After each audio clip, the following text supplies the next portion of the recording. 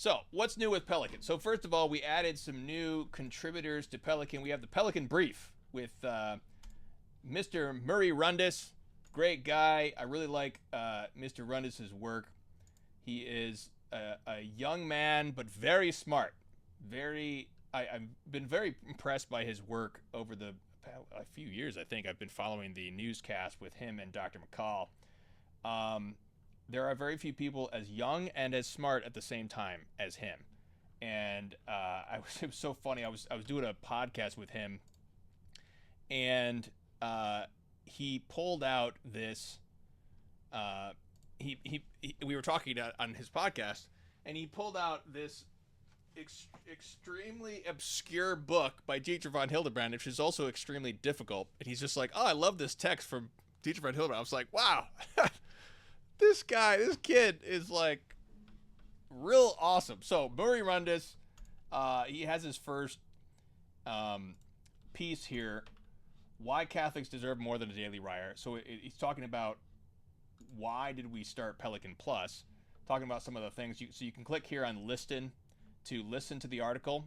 This is the new feature that we're rolling out now, is the blog feature. So Pelican Plus is designed to be a Catholic alternative to Daily Wire, but not only to Daily Wire, a Catholic alternative to Audible, a Catholic alternative to YouTube, a Catholic alternative to Netflix, and a Catholic alternative to Substack.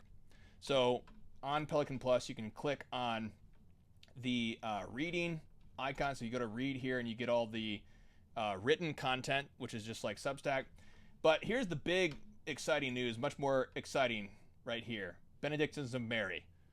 So we have their music on Pelican now, which is really, really exciting. And then lastly, I just want to note this right here. If you go to Pray, and you go down here to the Bible, we have all four Gospels from Kennedy Hall in the Dewey Reams Challoner version.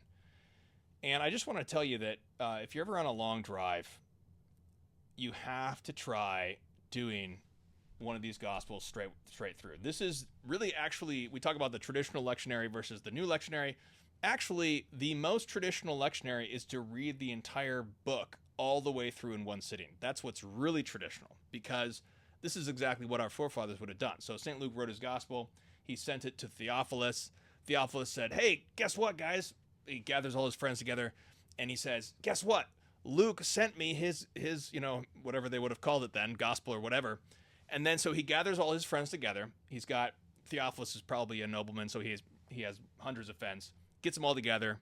They all get together, and then they all sit down, and then someone just reads the entire thing straight through.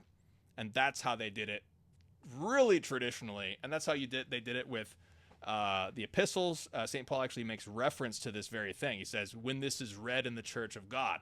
So they would have done this. So what Pelican allows us to do is it actually using the technology against the Marxists and the Antichrist who designed it, using it against them. God's bringing good out of evil by creating this technology so that we can actually enter into something that's actually pre-literate. It's pre-literate. That's what's so amazing about this type of technology that I'm excited about.